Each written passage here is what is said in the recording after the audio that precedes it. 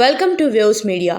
Congress senior నాయకులు జగ్గారెడ్డి మీడియాతో మాట్లాడుతూ, గుజరాత్ రాష్ట్రంలో బ్రిడ్జి కూలిపోయి దాదాపు 140 మంది చనిపోతే మేము మోడీని ఒక్క మాటైనా అన్నామా?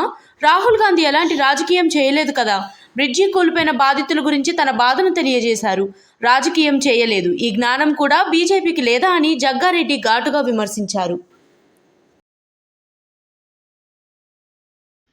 ఇప్పుడు గుజరాత్లో దాదాపు ఒక వంతెన కూలి గుజరాత్ రాష్ట్రంలో అక్కడ ముఖ్యమంత్రి బీజేపీ, ఈ దేశానికి ప్రధానమంత్రి మోడీ గారు బీజేపీ. ఆ రాష్ట్రంలో బ్రిడ్జి కూలిపోయి ఒక దాదాపు 140-50 మంది చనిపోయారు. రాహుల్ గాంధీ గారు ఏమన్నా విమర్శించిరా?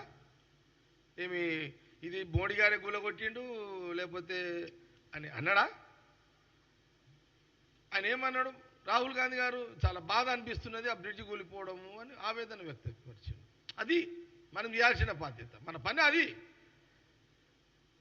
రాజకీయం చేయలే కాంగ్రెస్ పార్టీ, రాహుల్ గాంధీ గారు చేయలే. రాజకీయం చేయాలంటే చేయొచ్చు కదా.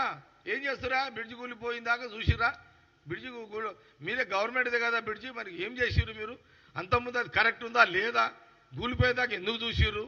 రెగ్యులర్ చెకప్ ఉందా లేదా? బ్రిడ్జు రోజు నిరంతరం ప్రజలు నడిచే బ్రిడ్జ్ కదా అని ఎప్పుడన్నా రాహుల్ గాంధీ గారు విమర్శించారా? లేదు.